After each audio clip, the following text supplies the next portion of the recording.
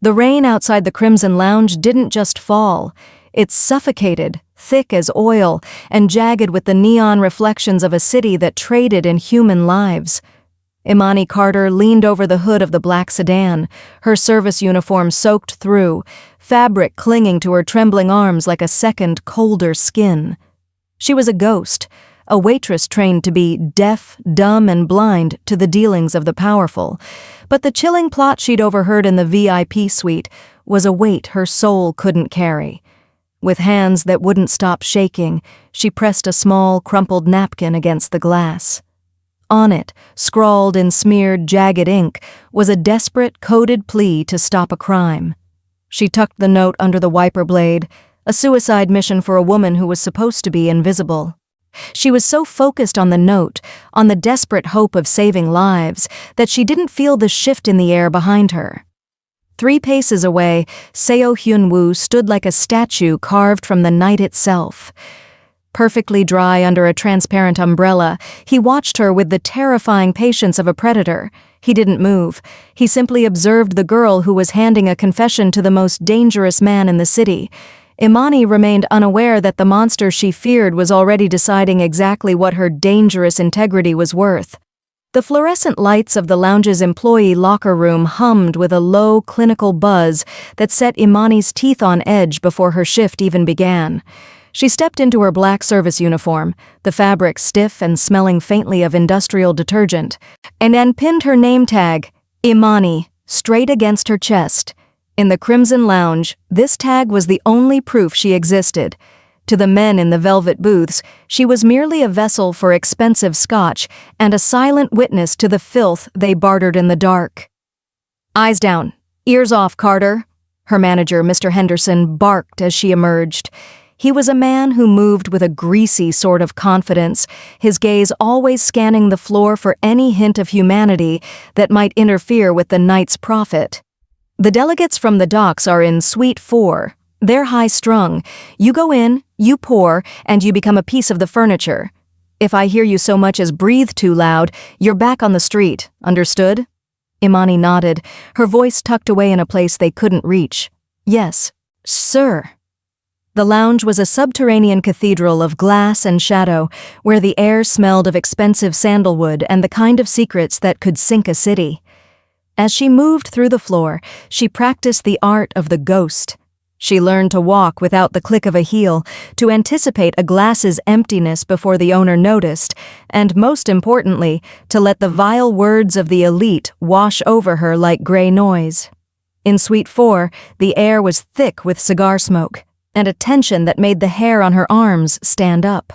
4 men sat huddled over a table littered with shipping manifests. They didn't stop talking when she entered. To them, she was as relevant as the oxygen in the room. "The logistics are set," one man muttered, his voice a jagged rasp. "We label the crates as luxury textiles. The inventory stays in the temperature-controlled units until the 3 a.m. handoff." Imani's hand didn't shake as she refilled his crystal tumbler, but her heart slammed against her ribs like a trapped bird. Inventory. She had seen the way they looked at the girls who worked the lower docks, not as people, but as cargo. "And the girl who saw the manifest at the warehouse?" another asked, his smile weaponized and sharp. "Handled," the first replied, a brittle, performative laugh following the statement. People who talk about things they shouldn't usually find themselves lost in the current. Imani retreated into the shadows of the corner, her fingers hovering over a stack of napkins she had checked 3 times. She swallowed the lump in her throat, absorbing the venom of men who felt large only by making the rest of the world feel small. She was 24, tired and bone-deep lonely, living a life that felt like a daily exercise in humiliation. But as she watched the smeared ink on their documents, a ghost of a memory, a whisper of her grandmother's voice about integrity being what you do when no one is watching, began to drown out the hum of the air conditioner. She wasn't just a shadow in a service uniform tonight, she was a witness.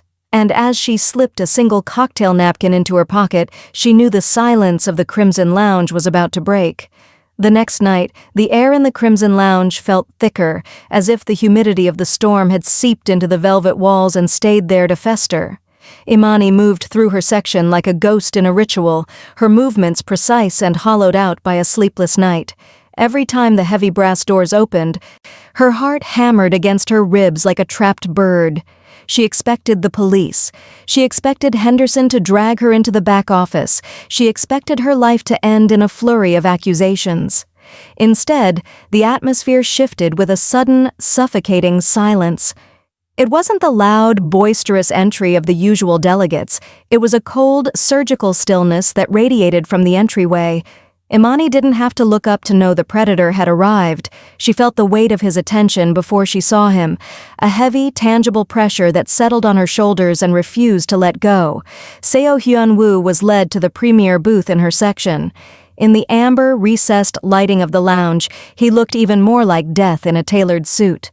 His charcoal gray jacket was impeccable, and his eyes, darker than the rainstorm from the night before, scanned the room with a clinical indifference that made the surrounding executives look like children playing at power. He didn't acknowledge the manager's fawning greeting. He simply sat, his presence overwhelming the space. Henderson hissed in Imani's ear, "He's yours. Don't speak unless he asks. Don't blink. If you mess this up, don't bother coming back for your coat." Imani's hands shook as she approached the table, the silver tray feeling like a lead weight.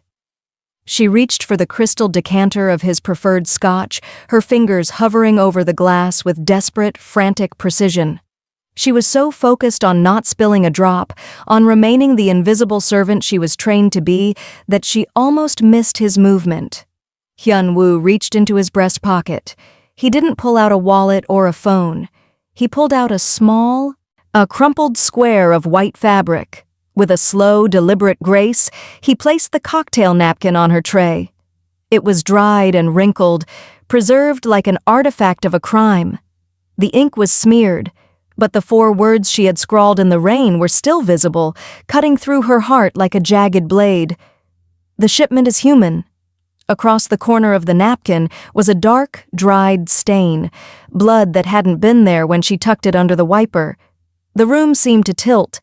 The hum of the air conditioner died, replaced by the roar of her own blood in her ears. Imani stopped breathing, her gaze locked on the napkin, a death sentence she had signed and hand-delivered to a monster. Hyun-woo didn't speak. He just watched her, his dark eyes dissecting her anxiety to see the core of her dangerous integrity. For 5 agonizing seconds, the silence was a flat line. Then he gave a microscopic nod, his gaze never leaving hers. He wasn't looking for an apology, he was acknowledging a debt. Imani realized with a jolt of terror that the lion hadn't come to devour her, he had come to show her the receipt for her soul. The heavy, clinical silence of Seo Hyun-woo's booth followed Imani back into the service hallway, but the chill that settled over her wasn't from his presence alone. Mr. Henderson was waiting by the industrial ice machine, his face a mask of greasy suspicion that made the recycled air feel even colder. He watched her with eyes that scanned for a weakness to exploit, his gaze lingering on the empty silver tray where the bloody napkin had just been. Imani felt like a mouse trapped in a cage with a predator that had finally grown hungry. "You were at that table a long time, Carter," Henderson drawled, his voice a low-frequency hum of skepticism. "What did he say to you? A man like that doesn't come here to admire the service."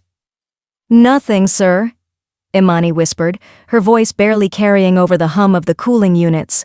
"He just acknowledged the order." Henderson didn't blink. He knew she had been in Suite 4 the night before. He knew she had been the ghost in the room when the dock delegates spoke about their inventory. In a world that rewarded liars, a creature of pure conscience like Imani was a liability that needed to be erased.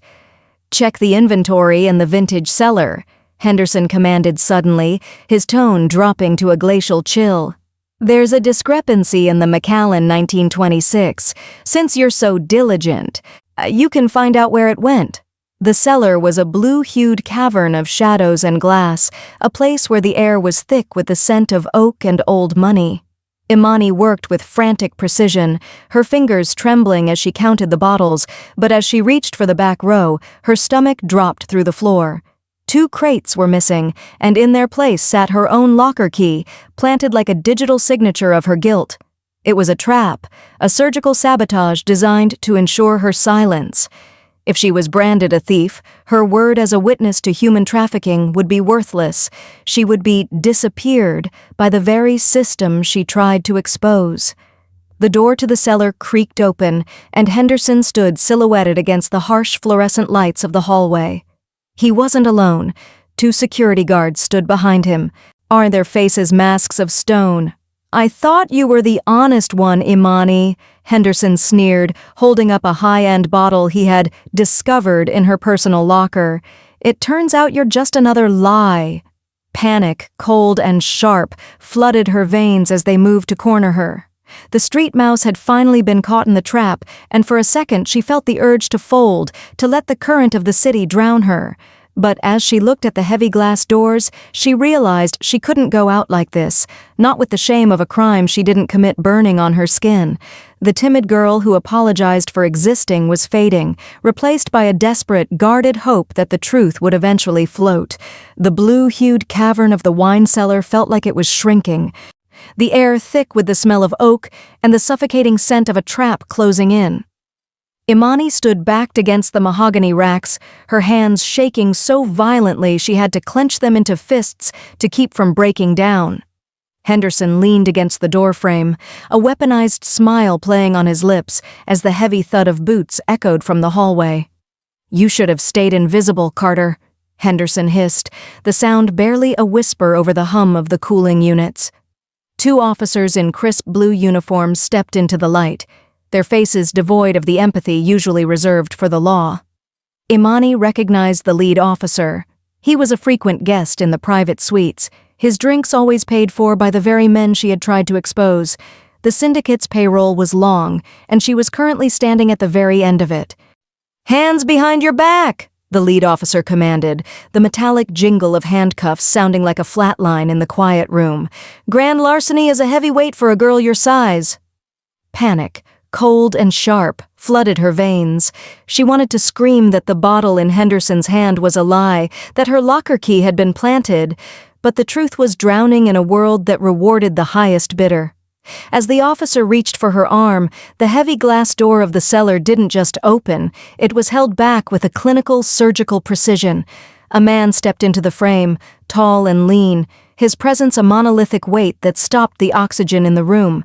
It wasn't Hyunwoo, but one of the shadowy figures who had stood behind him in the rain. He didn't look at the police. He didn't look at Henderson. He looked directly at Imani with a gaze that dissected her fear. "Release her," the man said, his voice smooth, low, and terrifyingly calm. The officer bristled, his hand hovering over his holster. "This is a police matter. She's a thief. Stay back." The enforcer didn't flinch. He simply stepped forward into the blue light, the movement as deliberate as a predator closing the distance. "The bottles were a gift from Mr. Seo Hyun-woo. If you have a problem with his generosity, you can take it up with him in person." The name hit the room like a bomb. Henderson's face went a violent shade of pale, the bottle of Macallan nearly slipping from his greasy fingers. The officers froze, the authority in their uniforms evaporating instantly in the face of absolute, terrifying power. "She is under his personal protection," the enforcer continued, his voice carrying an edge of danger that made the hair on Imani's arms stand up. "And Mr. Seo does not like his property being handled by small men with smaller ambitions." Imani breathed out, a rush of adrenaline leaving her body as the handcuffs were tucked away. She wasn't just a shadow anymore. She had been marked. As the enforcer gestured for her to follow him, she looked at Henderson, seeing the coward beneath the bully. The timid girl was gone, and as she walked toward the elevator, she realized she wasn't just escaping a trap. She was entering the lion's den on her own terms.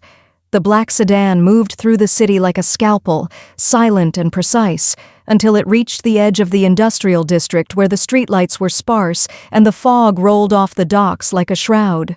Imani sat in the back seat, her fingers tracing the frayed cuffs of her blazer as she stared at the glass partition, feeling the dizzying sensation of being suspended in mid-air.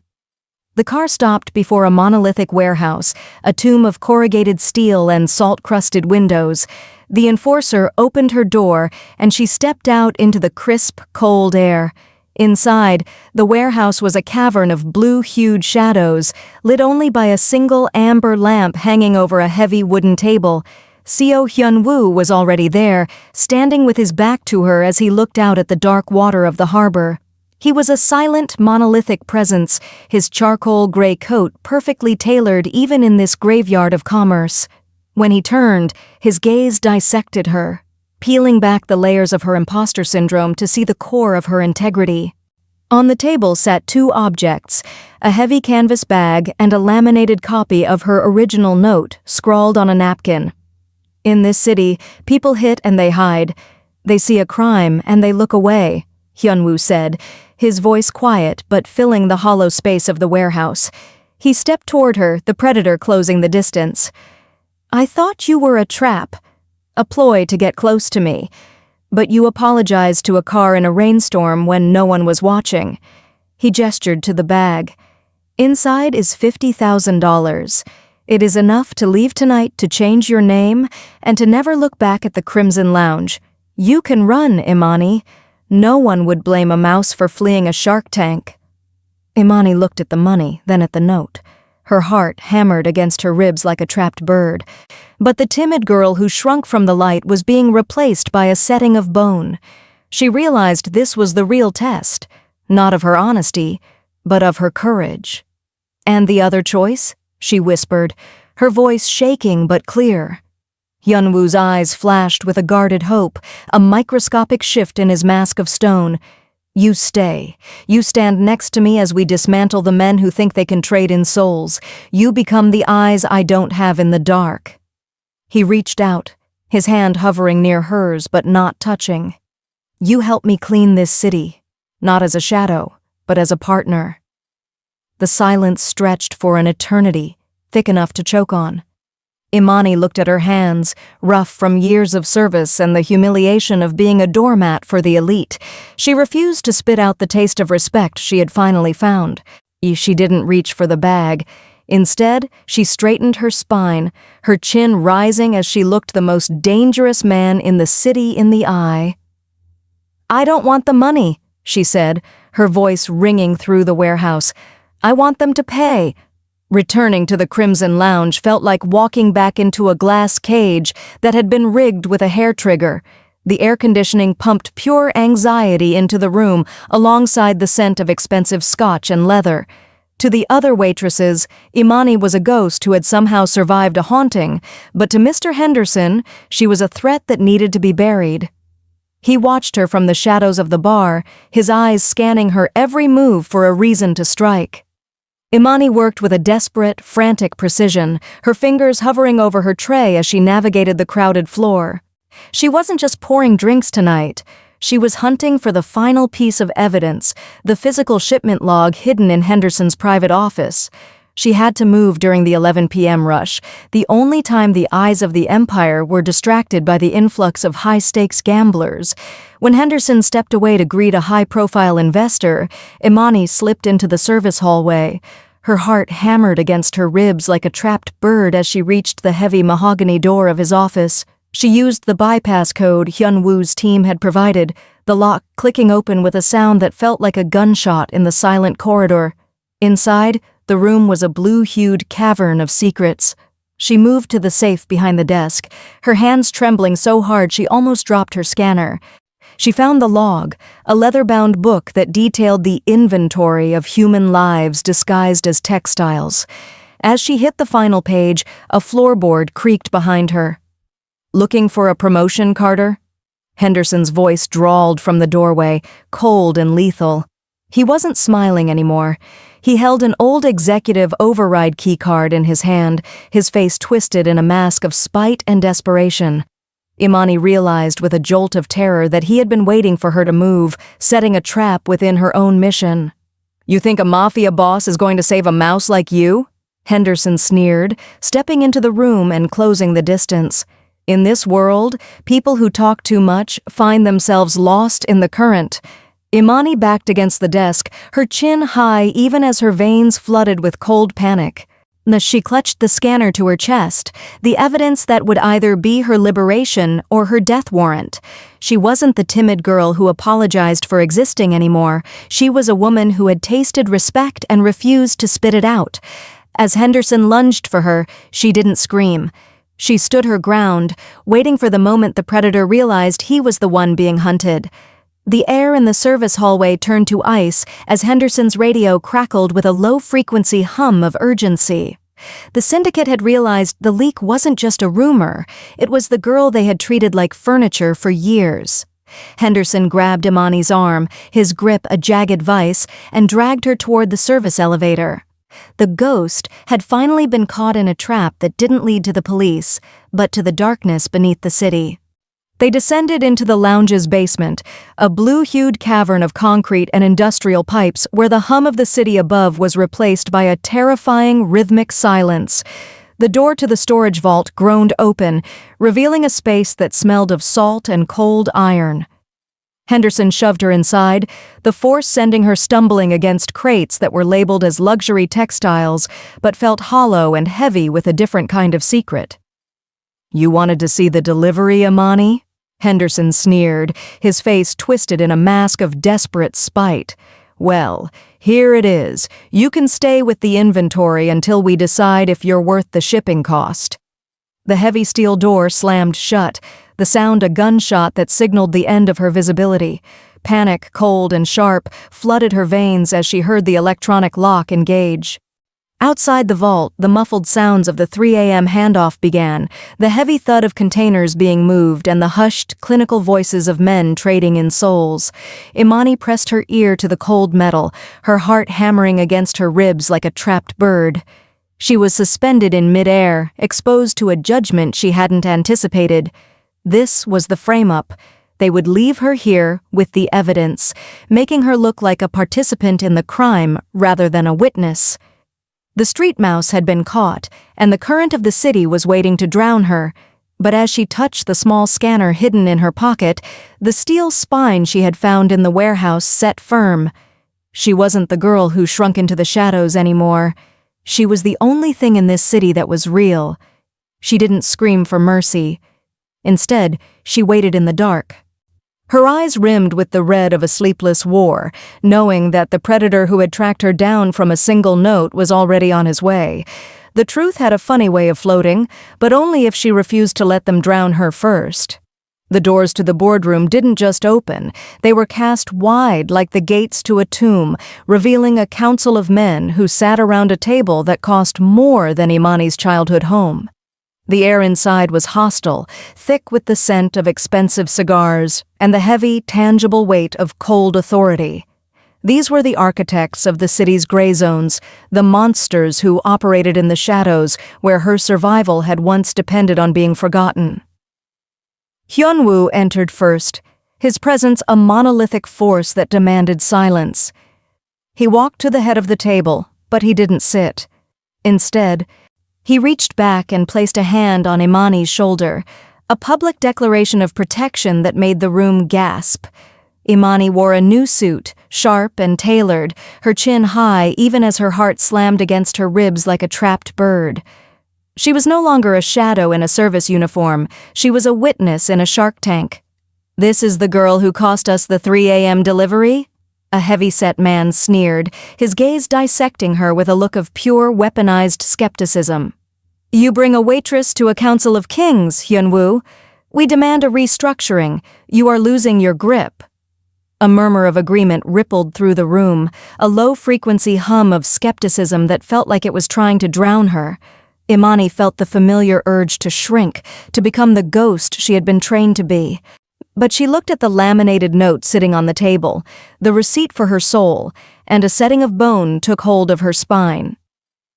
"The shipment wasn't textiles," Imani said, her voice clear and ringing through the room, cutting off the whispers. She stepped forward, her fingers steady as she activated the tablet connected to the main screen. And the leak wasn't incompetence, it was an attack from within. On the giant screen, the digital logs she had snatched from Henderson's office appeared, followed by the security footage from the basement. The monsters watched in a deafening silence as the evidence of the human trafficking plot and the sabotage by one of their own was laid bare in surgical detail. Imani didn't look down. She looked them in the eye, her gaze as cold and clinical as the predator standing beside her.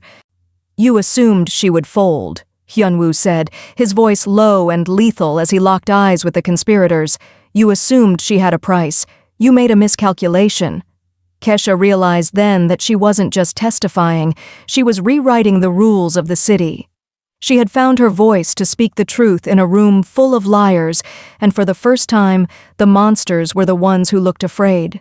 The silence that followed the purge was not the heavy, suffocating quiet of the old Crimson Lounge, but a crisp, clean stillness that felt like the city after a violent storm. The men who had bartered in souls were gone, excavated from the heights of power by the evidence Imani had dared to carry into the light. Outside, the rain washed over the neon-streaked streets, no longer trying to erase her, but cleaning the grit from a world that had finally been forced to look at itself. 3 months later, Imani stood in the center of the lounge, her silhouette framed by the panoramic glass that once made her feel suspended and exposed. She no longer wore the black service uniform that acted as a second, colder skin. Now, she dressed in a suit that was sharp and tailored, its charcoal gray fabric a silent echo of the man who had recognized the steel in her spine. She was no longer a ghost or a doormat. She was the general manager, the strategic overseer of a legitimate empire that no longer dealt in secrets, but in the truth. The air in the room smelled of expensive sandalwood and something new: respect. Every employee who walked past her moved with a different rhythm, their eyes no longer searching for weaknesses to exploit, but looking for a nod of acknowledgement from the woman who had survived the Shark Tank. Imani had rewritten the rules, transforming a den of monsters into a monument of dark justice. CEO Hyun-woo stepped out of his office, his presence still a monolithic weight, yet the clinical indifference in his eyes had mutated into a genuine, guarded hope. He walked toward her and handed her a set of keys, not to a car, but to the center of his operations. He didn't look at her as a servant or a pet project. He looked at her as an equal, the only person in the entire city who was real. "The board of directors is waiting," he said, his voice quiet and filling the space with a rare, microscopic smile. "They want to hear the soul expansion strategy. They're still a bit high-strung." Imani took the keys, unfeeling the weight of them, a weight she now had the strength to carry. "Let them wait," she replied, her voice steady and ringing with the authority of someone who had nothing left to hide. "I want to make sure the inventory is correct first." She looked out at the city, seeing the grid of diamonds beneath her. She had started as a shadow in the rain, a girl who apologized for existing, but she had woken up a giant. As they walked together toward the boardroom, the transition was complete. She was the moral compass in a dark world, the strategist who had turned a desperate note into an empire. The debt of the car in the rain hadn't just been paid, it had been invested into a new order where no one would ever be invisible again.